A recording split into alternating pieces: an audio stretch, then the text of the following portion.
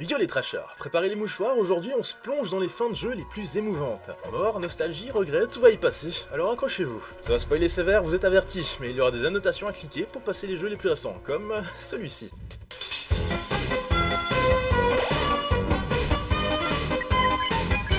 Vous l'attendiez depuis des mois, on parle enfin d'Undertale sur Trash. Si le jeu ne paye pas de mine niveau graphisme, c'est bien sur l'écriture de ses personnages qu'il se différencie de la masse des jeux indé / pixel art.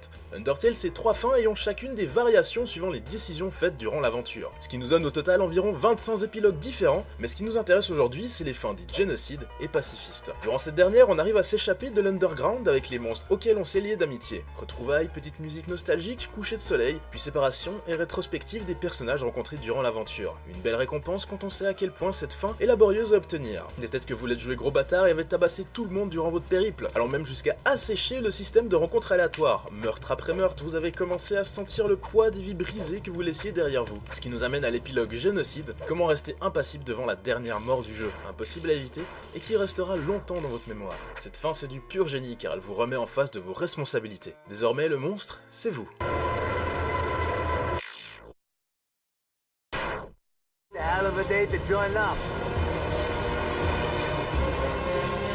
En 9, Halo Reach. Le titre se déroule juste avant Halo 1, du coup c'est un cas un peu particulier parce qu'on connaît la fin dès le début du jeu, et vous vous en doutez, elle n'est pas joyeuse.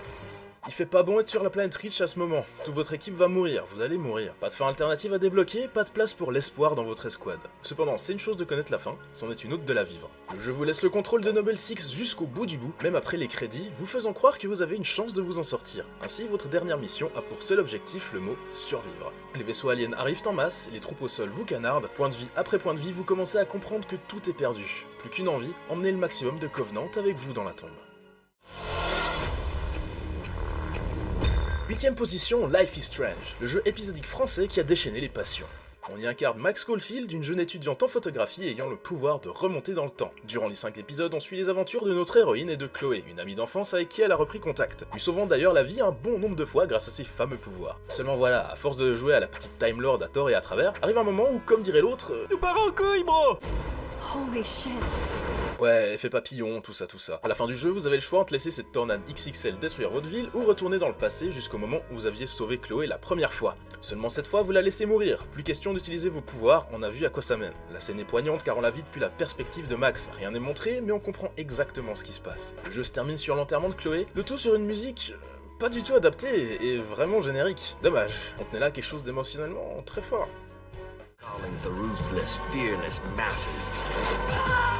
En 7, Assassin's Creed 4, Black Flag, l'opus qui abandonna les tours et les grandes villes pour nous plonger dans les Caraïbes. Calling all who are ready to unite under the Black Flag.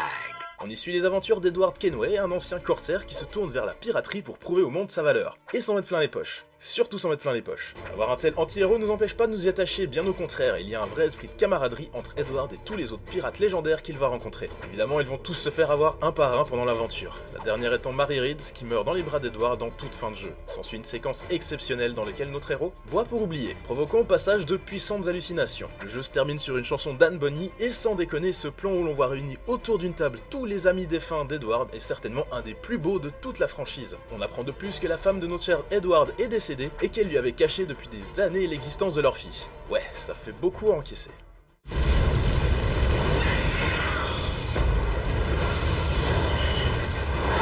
Sixième position, The Witcher 3, le RPG événement de l'année 2015.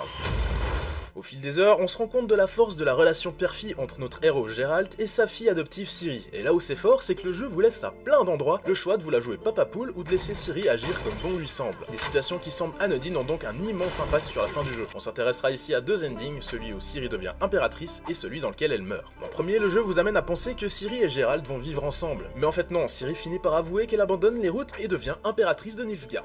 Tranquille, on comprend dès lors que les deux vont plus tellement se voir dans le futur. La façon dont est amenée cette scène est grandiose et superbement exécutée, simple et efficace. Mais il existe une autre version de l'histoire. Si vous avez été protecteur envers Ciri durant l'aventure, elle n'aura aucune confiance en elle au moment de sauver le monde et disparaîtra, certainement morte. Geralt perdra toute envie de vivre et après un dernier combat pour récupérer un médaillon appartenant à sa fille adoptive, il se laisse tuer par une horde de noyeurs. You were her last apprentice. Screw this one up, and we'll both be 6 feet under. En 5, Metal Gear Solid 3. En pleine guerre froide, Snake est envoyé tuer The Boss, sa mentor qui aurait trahi les USA en rejoignant l'ennemi russe. Tout à la fin du jeu, Snake la retrouve et on assiste à la très célèbre scène du duel dans le champ de fleurs. Après avoir remporté le combat, Snake s'engage dans une discussion pleine d'émotions avec The Boss et finit par la tuer. On notera l'effort dans la mise en scène avec les fleurs blanches virant au rouge. Bon, pas hyper subtil, mais terriblement classe. De retour aux USA, Snake, toujours tourmenté par la mort de sa mentor, est nommé Big Boss pour ses exploits. Mais il apprend que The Boss n'avait en fait jamais trahi son pays. Je vous épargne les détails, avec Metal Gear ça devient vite compliqué, mais pour faire simple, elle était en mission d'infiltration et ça a mal tourné. Pour éviter un immense incident diplomatique, les USA ont envoyé Snake la tuer. Elle était au courant de toute l'affaire et savait très bien que ses heures étaient comptées. Le jeu se termine sur Snake se tenant devant la tombe de The Boss, qui sera vue à jamais comme une des plus grandes traîtresses de l'histoire, alors qu'elle avait voué sa vie aux États-Unis. She was a real hero. She was a true patriot. My name's John Marston. En 4, Red Dead Redemption, le GTA avec des cowboys et des indiens. Vous êtes John Marston, un hors-la-loi reconverti fermier, obligé d'aller traquer les membres de son ancienne bande pour racheter sa liberté et faire sortir sa femme et son fils de prison. Après vous être acquitté de cette tâche, comptez bien quelques dizaines d'heures, arrive la fin du jeu. Vous avez retrouvé votre famille et vivez paisiblement dans votre ranch, jusqu'au moment où le FBI vient finir le travail. Vous êtes le dernier membre de la bande de hors-la-loi après tout. Les ennemis arrivent en masse mais on parvient à les repousser, puis c'est la scène de la sortie de la grange, la fameuse scène de la mort de John Marston. Le jeu vous fait croire que vous pouvez tuer tous vos ennemis, mais non. Et cette fois, pas de checkpoint, pas d'écran de game over. Le héros charismatique avec qui vous avez vécu tant d'aventures est mort. On notera que l'on peut incarner son fils quelques années après pour aller tuer l'homme à l'origine du meurtre de John. Ça soulage un peu.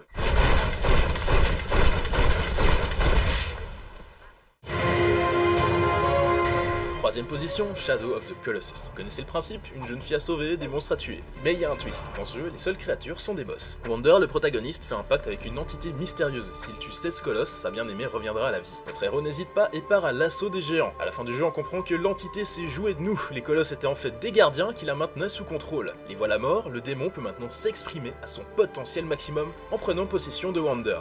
Un groupe de guerriers arrive cependant à sceller le démon et notre héros avec, qui redevient un bébé. La jeune fille finit bien par revenir à la vie, mais elle ne saura jamais ce que vous avez fait pour elle. Deuxième du classement, un jeu clairement moins connu que ce qu'on a vu jusqu'à présent. Nier, un action RPG pas ouf niveau technique, mais qu'importe, on est ici pour parler scénario. Aux alentours de 2050, l'humanité fait face à une maladie incurable qui décime la population planétaire. Le jeu se déroule plus de 1300 ans après cet événement. On incarne Nier dont la fille se fait enlever par Shadow Lord, le grand méchant. Bon, plutôt classique jusqu'ici. Sauf qu'en fin de jeu, vous apprenez que l'humanité avait tenté de survivre à la grosse épidémie en dupliquant les âmes humaines dans d'autres types de corps. Vous voyez tous ces monstres que vous avez massacrés pendant le jeu, c'était eux, cet autre type de corps. Vous avez donc tué des âmes humaines par dizaines durant votre aventure. Oh et vous savez, le grand méchant que vous avez tué, ben c'est votre âme qui est à l'intérieur. C'est pour ça qu'il a enlevé votre fille. Après tout, c'est aussi la sienne. Et si c'est pas encore assez déprimant comme ça, on peut parler de la fin que l'on obtient en recommençant le jeu une deuxième fois. Pour sauver votre dulcinée, vous pouvez sacrifier votre présence sur Terre. Toutes les personnes vous ayant connues ne se rappellent dès lors plus que vous ayez un jour existé. Le jeu va même jusqu'à effacer toutes vos sauvegardes, gentiment, devant vos yeux. Du génie. People up and go mad when they believe their life is over. In the This road! other time.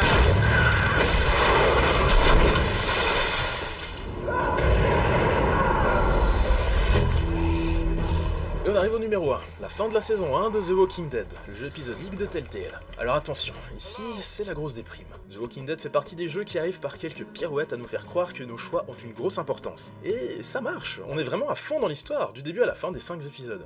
Et Everett est le héros du jeu, qui tentera de survivre aux zombies avec un groupe de survivants, dont une gamine qu'il prendra sous son aile, Clémentine. À la fin de la saison, Lee se fait mordre par un zombie, vous savez ce que ça implique. Le voilà très amoché, mais toujours humain. Il est incapable de bouger, et c'est qu'une question de temps avant qu'il ne devienne un mort-vivant. Arrive alors le dernier choix de la saison pour Clémentine, 9 ans. Laisser Lee devenir un zombie ou le tuer?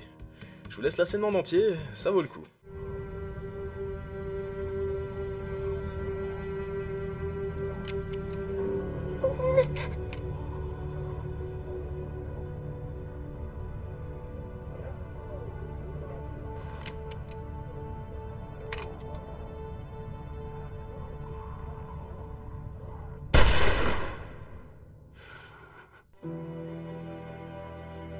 Et Et nous voilà au bout de ce classement du fun. On s'est bien amusé, hein. Plus sérieusement, vous étiez beaucoup à nous demander une vidéo sur les meilleures fins. Après réflexion, on s'est dit que ça aurait été vraiment vaste comme sujet. Puis bon, les 10 fins qu'on a vues ici sont toutes géniales. Et non, pas de Crisis Core ou de FF10. Mais bon, on aura peut-être l'occasion de parler de la série une prochaine fois. Ça m'intéresse de savoir quelle fin vous a le plus touché, marqué, qu'elle soit dans ce top ou non. D'ailleurs, je vous invite à partager cette vidéo à tous les sceptiques, petits ou grands, sur la valeur artistique des jeux vidéo. Merci de m'avoir suivi, je vous invite à suivre la chaîne pour plus de contenu et à laisser le petit pouce bleu qui va bien. C'est un super indicateur pour savoir si ça vous a plu. Sur ce, je vous dis à très bientôt. Ciao.